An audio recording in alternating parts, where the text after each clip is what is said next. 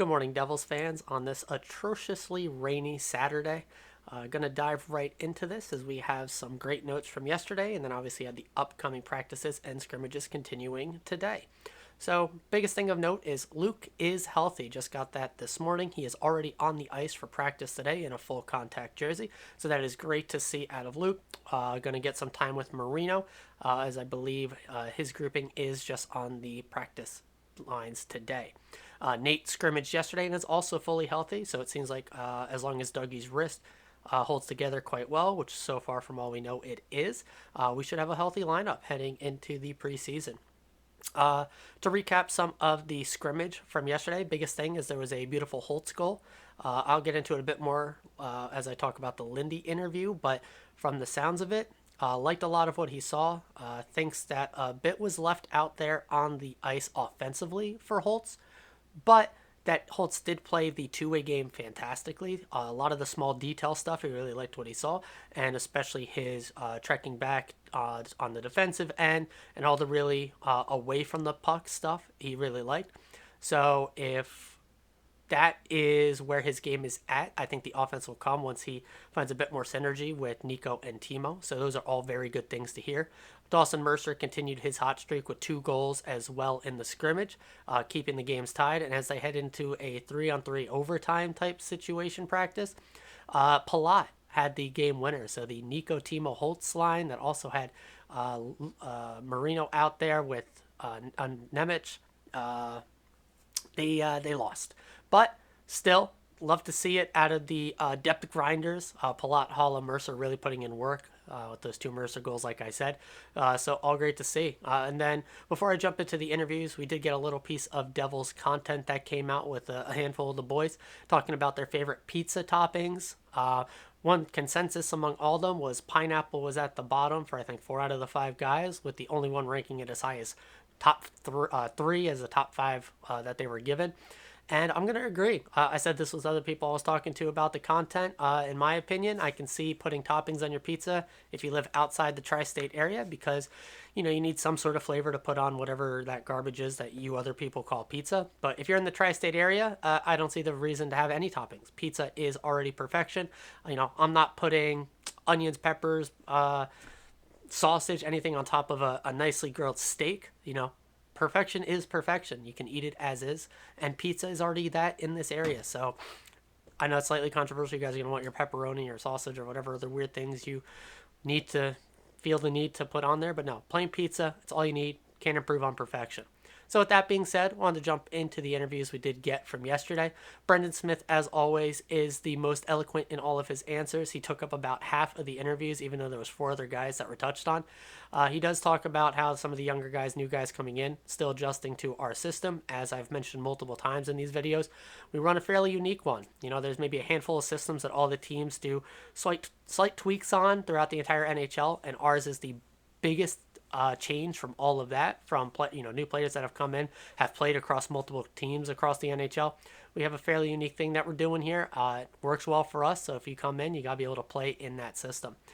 Smith is also very realistic in the role he is going to play. Obviously he hopes he is a top 6 starter on the team, but he sees the depth and the skill of the guys that are all here, so he understands what his role might be going forward. But that doesn't mean he isn't taking in every little thing, as he knows he can basically fill in on any pairing on this team. Injuries happen, just as he said. So he tries to watch everyone on the team, learn their tendencies. So when he's tossed over the boards, called up, whatever the case may be, and whoever he may be playing with, he has at least some familiarity going into that, so he is comfortable in what he is doing on the ice.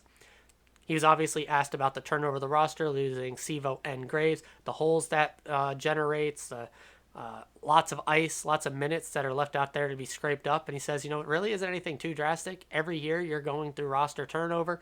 Guys are going to step in and fill that up. And, it plays out how it plays out. It's really, for an NHL player, it's nothing new, nothing drastic. They're going to adjust as they always do.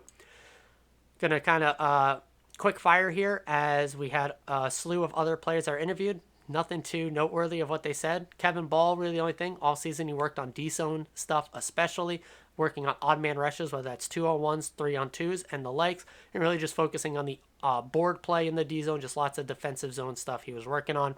Nolan Foote, Talked about his brother a bit. It's not his first training camp with his brother, but loves that they're both here together. A lot easier, on his parents as well, or their parents as well. Also said his all season was the standard stuff, putting on weight, working on his speed, the stuff we hear from basically every guy. Graham Clark, him and Foote shared the sentiment of playing with Tierney. Thought he was a great player. Thought they meshed pretty well. Those two had time playing together down in Utica, so they already had some synergy from that.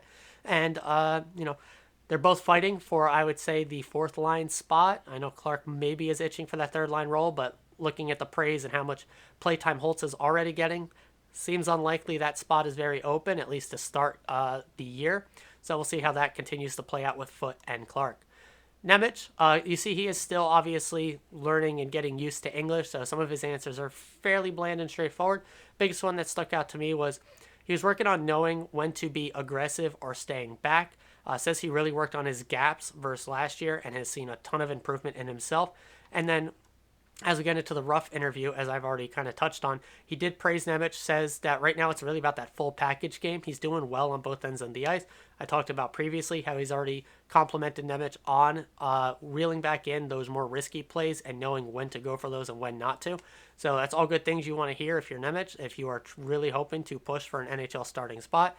I still think he's on the outside looking in, and he is going to have to really put his foot on the pedal in the preseason games to get his name in the hat to be selected to start off at the start of the year. A couple other tidbits from Ruff, like I said, great stuff from Holtz. He said that the pace and skating has improved from what he has seen. He looks to be a stronger, faster player, and that's really what they've been asking of him. So far, if you are on the Holtz hype train, everything is going full steam ahead. He does mention that for these practices, he watches from up above, not at the bench, just gives you a much better holistic view of everything. And that he does keep his eyes on the guys that are fighting for spots way more than he is talking about looking at the established guys and what they are doing there on the ice. I believe today's practice, like I said, is the Group B. So that is Nico, Timo, Holtz, Luke, Marino, Nemec are on the practice side. So we will get to see a Jack Hughes scrimmage up against the Palat, Haula, Mercer line. So really can't wait to see what Toffoli does with Bratt and Jack. Definitely looking forward to talking about that tomorrow. But yeah, that really does it. We're really just going to continue out this weekend with practice, scrimmage, brief off-ice interviews that I'll touch on as always. And then we'll get into, hopefully, Sunday, getting the split squad rosters. If not, hopefully early Monday morning so I can talk on those. But then we're going to get actual games against other teams. Can't wait to talk about those, obviously. I'll see exactly how I'm going to balance the split squad games on watching and talking about those. But it really covers everything that we know up to this point. I have a hour-and-a-half drive here ahead of me with a 6-month and 18-month-old up to a 1-year-old's birthday party. So it's going to be a bit of a hectic, crazy day going there and coming back. So it's going to be a long one, but can't wait to read and catch up on all the Devil stuff that is happening while I am out doing that today. I will see everyone tomorrow morning as always, and forever.